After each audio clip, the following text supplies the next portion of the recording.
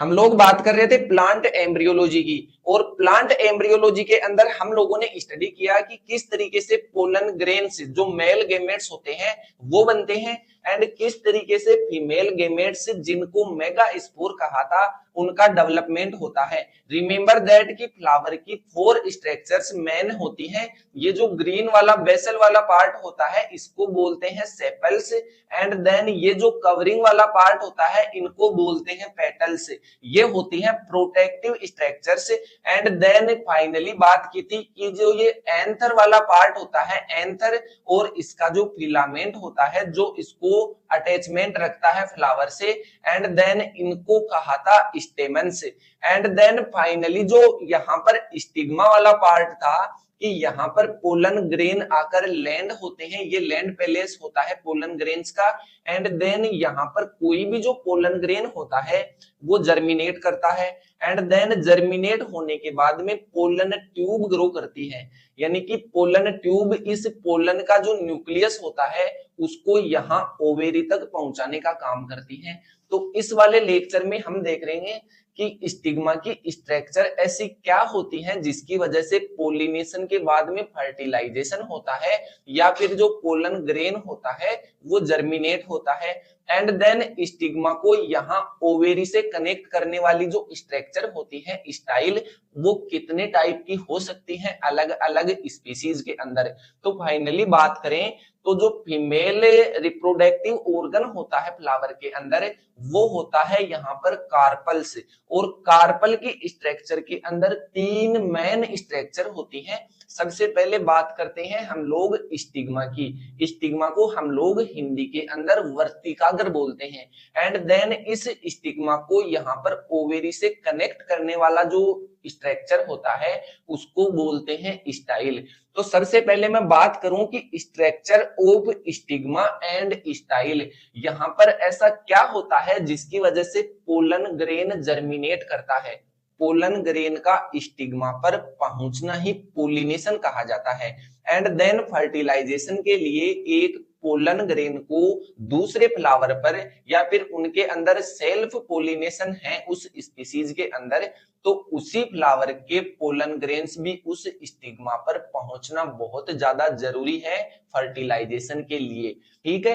And then यहाँ पर एक और टर्म है कि पिस्टिल स्ट्रक्चर। पिस्टिल स्ट्रक्चर बोलते हैं यहाँ पर जो स्टिग्मा होती है यानी कि फीमेल रिप्रोडक्टिव ऑर्गन्स होते हैं उनको बोलते हैं पिस्टिल्स।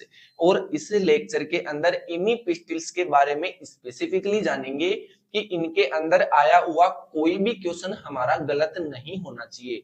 तो स्टिग्मा क्या है, एक लैंडिंग प्लेटफॉर्म है पोलन ग्रेन्स का। एंड देन ये क्या होता है, स्टिकी होता है यानी कि चिपचिपा होता है यहाँ पर। एंड हेरी टू ट्रेप पोलन से, एक बार कोई भी पोलन ग्रेन इस स्टिग्मा के ऊपर आकर लैंड हो गया तो ये स्टिकी सब्सटेंस है इससे चिपक जाता है। एंड देन ये जितनी भी हेरी ट्रेप्स हैं, हेरी स्ट्रक्चर्स हैं सॉरी, वो इनको ट्रेप कर लेती हैं पोलन ग्रेन्स को। मान लीजिए कोई मस्टर्ड का यहाँ पर फ्लावर है तो उसके ऊपर मस्टर्ड स्पीसीज का पोलन ग्रेन आकर लैंड होगा तभी पोलिनेशन होगा और तभी फर्टिलाइजेशन होगा। तो इस स्टिग्मा के ऊपर ऐसा क्या केमिकल्स होते हैं कि वो जो मस्टर्ड का प्लांट है, पोलन ग्रेन है, उसी से पोलिनेट होगी एंड देन उसी से फर्टिलाइज होगा। तो इसका केमिकल कंपोजिशन क्या होता है कि यहाँ पर कुछ lipids, sugar and protein enzymes secret होते हैं। तो जो पोलन ग्रेन होता है उसकी आउटर लेयर जिस कंपोजिशन से बनी हुई होती है, मान लीजिए कोई मस्टर्ड का ही प्लांट है, उसका जो पोलन ग्रेन है उसकी आउटर स्ट्रक्चर ऐसे कंपोजिशन से बनी हुई होती है कि वो पोलन ग्रेन आकर यहाँ पर लैंड होगा तो उसके कॉम्प्लीमेंट्री एंजाइम्स ही इस मस्टर्ड प्लांट के स्टिग्मा के ऊपर सीक्रेट होते हैं जिसकी वजह से उसी स्पीसीज का पोलन ग्रेन जर्मिनेट हो पाएगा। तो ये जो स्टिग्मा के ऊपर लिपिड, सुगर और प्रोटीन एंजाइम्स प्रेजेंट होते हैं ये क्या होते हैं, स्पेसिफिक होते हैं। स्पीसीज स्पेसिफिक, यानी कि अलग अलग स्पीसीज के स्पेसिफिक होते हैं ये। तो ये क्या करते हैं, ये जो केमिकल्स हैं वो एक पासवर्ड चेक की तरह काम करते हैं यहाँ पर, कि सेम स्पीसीज का होगा तभी जाकर पोलिनेशन होगा एंड देन पोलन जर्मिनेट हो पाएगा। एंड जो पोलन ग्रेन्स होते हैं वो हाइड्रेट होंगे एंड देन हाइड्रेट होने के बाद में जर्मिनेट होंगे। अगर वो सेम स्पीसीज का प्लांट का पोलन ग्रेन है तभी वो पोलन ग्रेन जर्मिनेट होगा। ये जो स्टाइल वाला पार्ट है वो बहुत सारी स्पीसीज में तो सॉलिड होता है और बहुत सारी स्पीसीज में होलो होता है, यानी कि इसके बीच में जगह होती है। ये एक पाइप की तरह होता है, जैसे कॉटन के प्लांट्स में होती है इस तरीके की। इस स्टाइल के अंदर से पोलन ट्यूब ग्रो करती है जो ट्रांसमिटिंग टिश्यू से होकर गुजरती है। तो ये हुई स्टाइल की स्ट्रक्चर। एंड देन बात करते हैं, एक और टर्मिनोलॉजी आती है सेल्फ इनकॉम्पेटिबिलिटी। सेल्फ इनकॉम्पेटिबिलिटी को शॉर्ट में ऐसा ही लिखा हुआ मिलेगा आपको, किसी भी एग्जाम के अंदर आपको डेफिनेशन पूछी जा सकती है या फिर ऑब्जेक्टिव क्वेश्चंस भी मिल सकते हैं।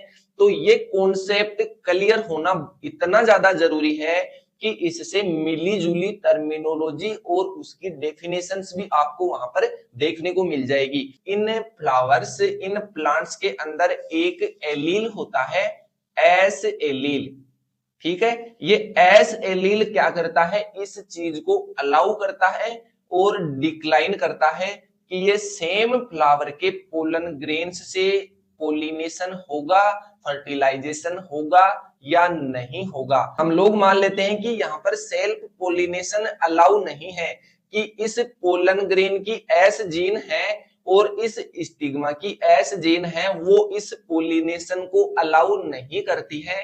तो इसी चीज को कहा जाएगा सेल्फ इनकॉम्पेटिबिलिटी, यानी कि सेम फ्लावर के पोलन ग्रेन्स अगर उसी फ्लावर के स्टिग्मा पे लैंड होते हैं तो जो ग्रो करने वाली पोलन ट्यूब है वो इमीडिएटली इनहिबिट हो जाएगी, रुक जाएगी एंड देन यहाँ पर फर्टिलाइजेशन नहीं होगा। तो इसी को कहा जाता है सेल्फ इनकॉम्पेटिबिलिटी। तो इसकी डेफिनेशन क्या हुई कि जो पोलन ग्रेन है वो सेम प्लांट का सेम स्टिग्मा के ऊपर लैंड होता है जो जेनेटिकली आइडेंटिकल है, यानी कि उसी फ्लावर का, उसी प्लांट का पोलन ग्रेन है।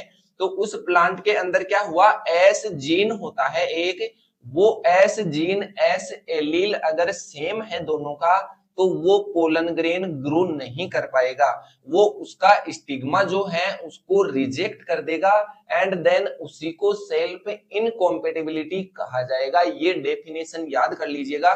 एंड देन ये क्यों होता है कि नेचर के अंदर क्या है कि बहुत सारी स्पीसीज हैं जिसको हम लोग कहते हैं बायोडाइवर्सिटी, और नेचर हमेशा क्या करता है कि बायोडाइवर्सिटी को मेंटेन करने के लिए इस तरीके से डिफेंस सिस्टम नेचर के अंदर बहुत जगह अलाउ है, बहुत जगह प्रेजेंट होते हैं। तो इसी को कहते हैं हम लोग एसआई सेल्फ इनकॉम्पेटिबिलिटी, और ये बहुत सारी स्पीसीज में प्रेजेंट होती है सेल्फ इनकॉम्पेटिबिलिटी। तो इसको याद कर लेना, इससे बहुत सारे क्वेश्चन आते हैं। एंड देन मिलते हैं हम लोग नेक्स्ट वाले पार्ट के अंदर, तब तक के लिए धन्यवाद, थैंक यू सो मच।